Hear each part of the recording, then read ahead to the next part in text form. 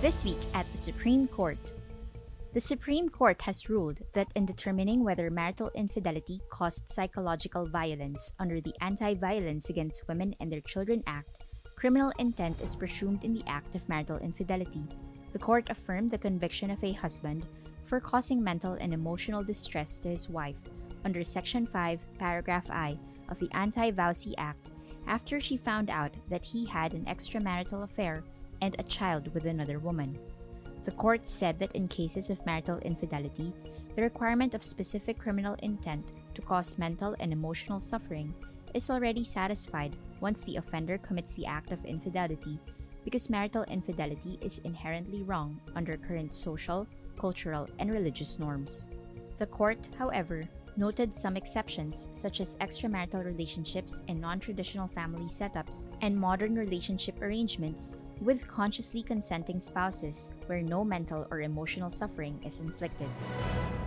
The Supreme Court has ruled that the National Telecommunications Commission cannot impose new rates on telecommunications companies without due process. The court set aside NTC's orders, which imposed a 6-second per pulse billing scheme for voice calls instead of charging users the full minute under the old billing scheme. The court said that although the NTC has the power to regulate rates, it cannot do so unilaterally and without basis.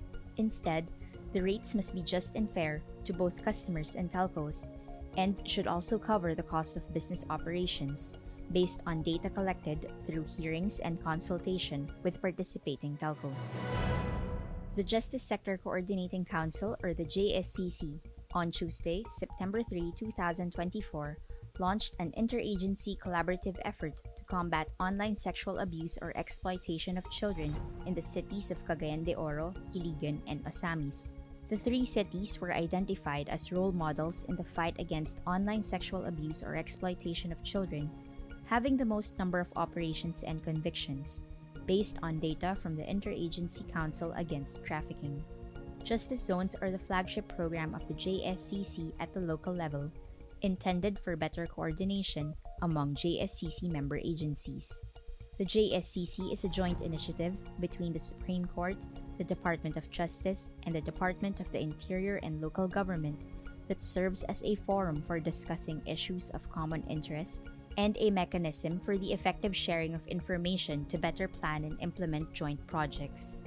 Chief Justice Alexander G. Esmundo, DOJ Secretary Jesus Crispin C. Remulla, and DILG Secretary Benjamin C. Abalos Jr., the principals of the JSCC, were present in Cagayan de Oro City for the launch.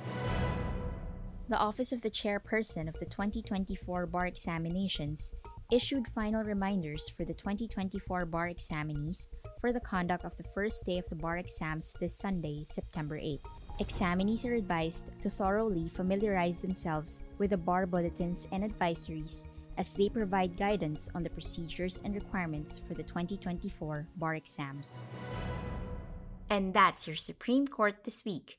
I am Tiffany Doblatran, Supreme Court Information Officer.